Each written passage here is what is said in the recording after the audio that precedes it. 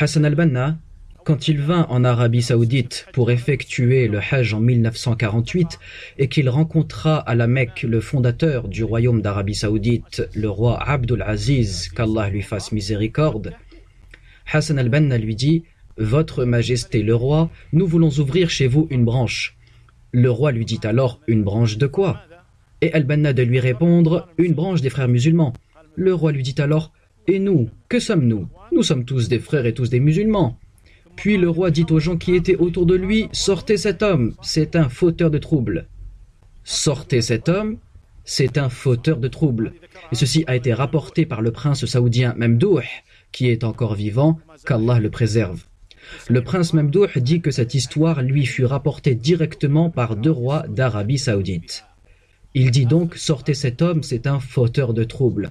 Regardez donc cette clairvoyance lointaine du roi Abdul Aziz qui avait cerné le personnage et compris ce qu'il voulait.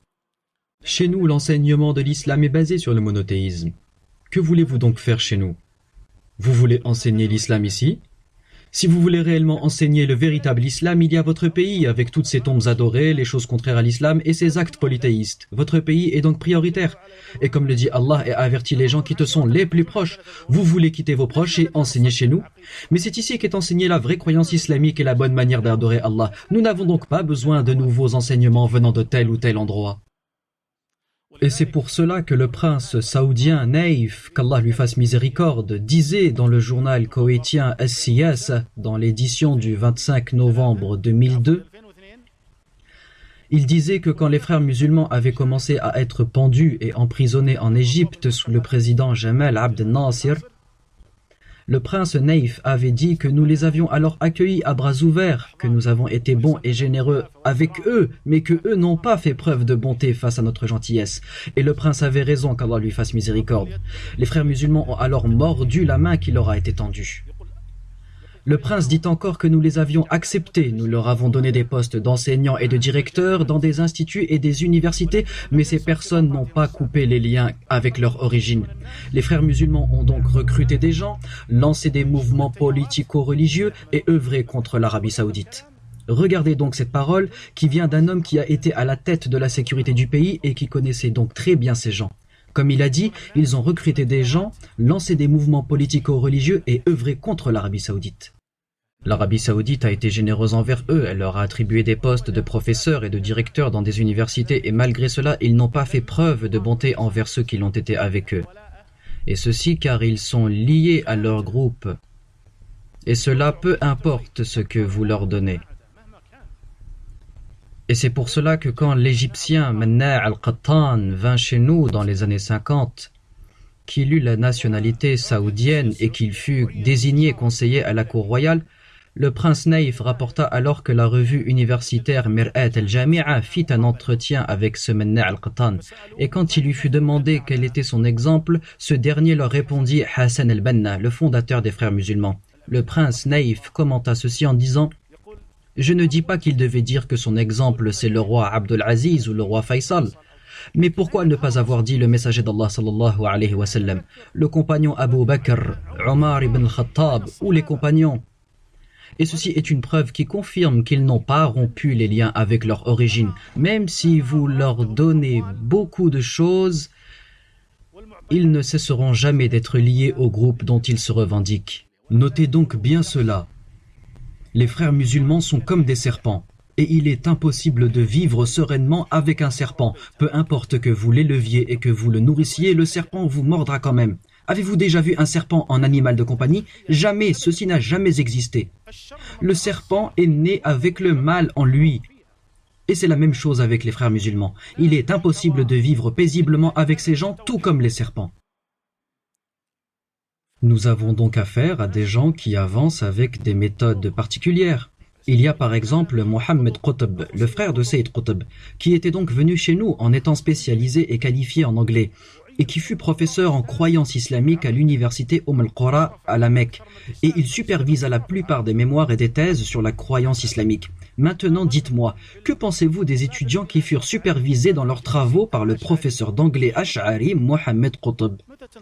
Qu'attendez-vous alors des personnes qui deviennent diplômées par ces gens?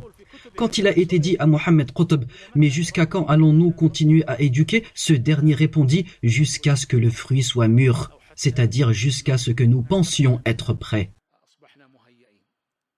Et ces gens ne dorment pas.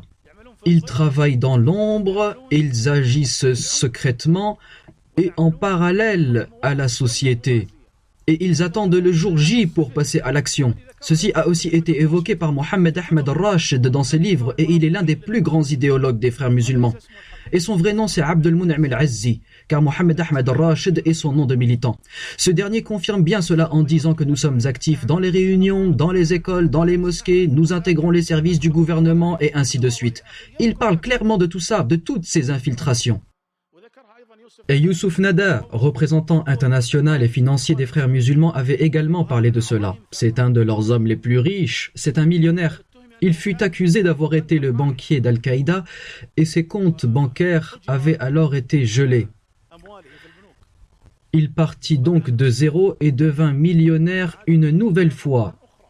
Il dit donc dans son livre intitulé « À l'intérieur des frères musulmans », et je conseille au passage à toute personne qui voudrait connaître les méthodes des frères musulmans qu'elle lise alors ce livre. Al-Ikhwan min ad-Dakhil.